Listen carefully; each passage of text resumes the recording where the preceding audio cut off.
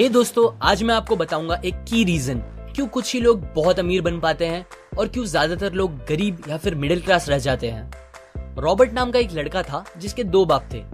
अब आप कुछ गलत मत समझिए, पहला उसका खुद का था पर दूसरा उसके दोस्त का बाप था जिसे वो अपना मुंह बोला बाप मानता था। पहले वाले ने पीएचडी की थी पर दूसरे ने कभी 8th भी पास नहीं की थी।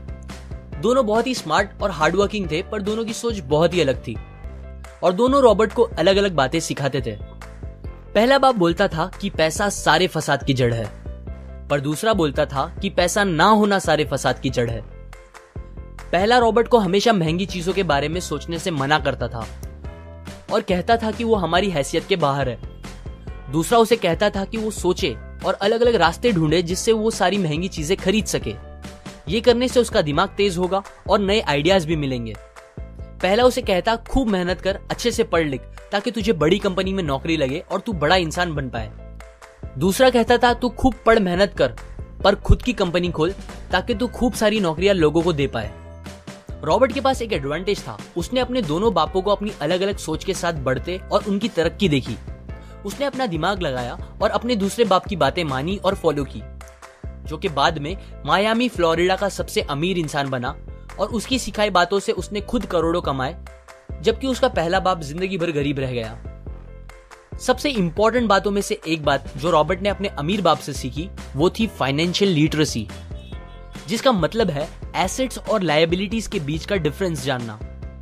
अब आप गौर से सुनिए, ये नॉर्मल कॉमर्स में सिखाए गए मीनिंग से थोड़ा अलग है। रॉबर्ट ने काफी इजी शब्दों में उसका मीनिंग बताया है, जो कि कुछ ऐसा है। एसेट्स कोई भी वो चीज होती है जो आपको पैसे बना के दे या फिर आपके जेब में पैसे डाले, और लायबिलिटीज वो चीजें होती है जो आपके जेब से पैसे ले ले या आपके पैसे खत्म करे। अमीर लोग इसीलिए अमीर होते हैं बिकॉज वो अपने एसेट्स बनाते हैं, जबकि मिडिल क्लास लोग बस लायबिलिटीज पे खर्च करते हैं। मिसाल के तौर पर रमेश और सुरेश नाम के दो दोस्त थे। दोनों सेम पोजीशन और सेम सैलरी पे काम करते थे। जब भी उन्हें सैलरी मिलती, रमेश अपनी सैलरी से नए कपड़े, नए गैजेट्स, नया फोन, बाइक या कार ऐसी चीजें खरीदता था जो उसे अमीर जैसा फील कराती थी। पर वो ये नहीं समझता था कि ये सारी चीजें लायबिलिटीज है जो उसके पैसे उससे ले रही है, ना कि बस जब वो उन्हें खरीदता है तब, बल्कि आगे भी मेंटेनेंस वगैरह के लिए, जिसकी वैल्यू वक्त के साथ कम हो जाएगी और ना ही वो उससे आगे कुछ पैसों का प्रॉफिट देगी। बट सुरेश ऐसा नहीं था। वो ये सारी चीजें नहीं खरीदता था जब तक कि उसके लिए बहुत जरूरी ना हो वो चीज खरीदना। वो पैसे जमा करता था और एसेट्स पे खर्च करता था, जैसे कि स्टॉक्स, बॉन्ड्स, रियल एस्टेट, अपनी खुद की स्किल्स बढ़ाने के लिए या कुछ सीखने के लिए जो उसे आगे और पैसे बना के दे। 2 साल बाद सुरेश करोड़पति बन गया, जबकि रमेश वैसे का वैसा अपनी कम सैलरी को कोसता रह गया और कहता था कम सैलरी उसके मिडिल क्लास होने का रीजन है। एक गरीब इंसान का कैश फ्लो कुछ इस तरह होता है। उसे पैसे मिलते हैं और फिर वो पैसे उसकी जरूरी खर्चों में खत्म हो जाते हैं। एक मिडिल क्लास का कैश फ्लो थोड़ा सा अलग होता है। उसे पैसे मिलते हैं, वो पैसे जरूरी खर्चों और लायबिलिटीज में खत्म कर देता है। इसीलिए मिडिल क्लास और गरीब में ज्यादा फर्क नहीं है।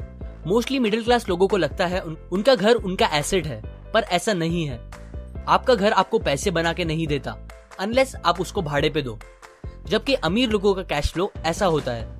उन्हें पैसे मिलते हैं, वो उस पैसों से अपने एसेट्स बनाते हैं पहले और फिर उससे बने पैसों से खर्चा करते हैं। इसीलिए वो अमीर होते जाते हैं क्योंकि उनके इनकम के सोर्स बढ़ते जाते हैं।